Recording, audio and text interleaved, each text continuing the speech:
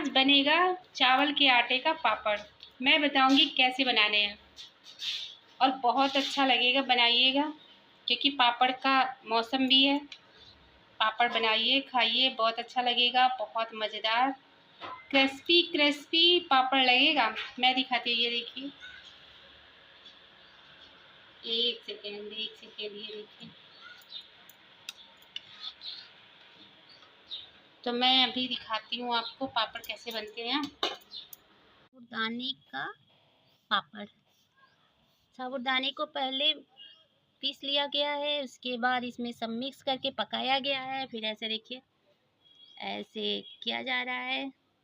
अब बन जाएगा इसका पापड़, मज़ा आएगा खाने में।